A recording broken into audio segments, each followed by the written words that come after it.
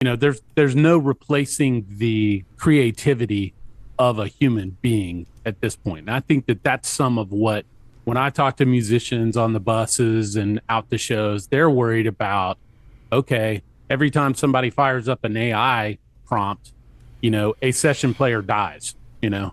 Well, So, think about it like this way, and again, this is the way I think about it. If you look at the definition of creativity as a definition, it's it's coming up with solutions to problems by the reorganization of existing things. So it sounds technical. Let me explain it. Reorganization of existing things. I'm a guitar player. I play a note. I play a chord. I play with a bass player who plays a note. I play with a drummer who plays a beat and a vocalist. The reorganization of those existing things in a certain time creates an output, which is piece of music, right? It's not, even if I'm a guitar player, I'm playing two notes at the same time. They're that's two right. different independent frequencies. So it's the reorganization. Now, when you put the art in that, then you create your brand and blah, blah, blah. When you're a painter, you have a canvas. You have paints. They're the reorganization of existing things. The way you paint and put them together is the output. So the solution that you're creating to the problem is I want to create a new work that creates value for me, for example.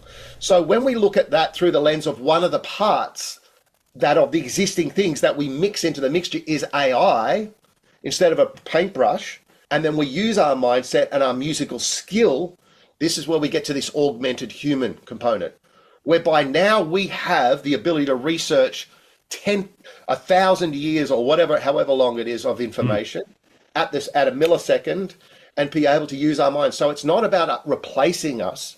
It's about how can we use it as one of the parts in our toolbox for us to be able to create outputs that are more inside of us. How do we expose our more human creative element? Absolutely. It's more, not box. Yeah. Does that make sense? Yeah, absolutely. Sorry, I've been talking too much. No, no, no, no. It's great. Good stuff, man. I think it's important for us to kind of demystify what's behind the curtain, because I think it's, the all powerful Oz, it's the big bad. It's always the quote unquote, they are trying to take this away from us as musicians. And I don't think it's like that at all. I think it's more like that this is going to create not only a new revenue stream for you, but also create more creativity. Well, I think what's an interesting question is for me is why do we think like that? It's like, why am I in Right. fear? Why am I resistant to this? And if we ask that deep of ourselves and go, let's apply some critical thinking. What's the other side of the argument? And how can Right. I provide evidence that says it's going to be the best thing that's ever happened to me? And then at least evaluate it. Right. Try and find the evidence that say it's going to be the best thing to happen to me. Because just by doing that, you're going to actually build a much more balanced viewpoint. That's way too rational, though, Finbar. It takes the emotion out of it, that's for sure.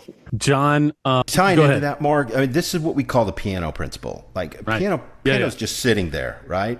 And John Cage can go over there, or Shostakovich can go over there and do 12-tone rows, and everybody goes, "Oh, it's horrible."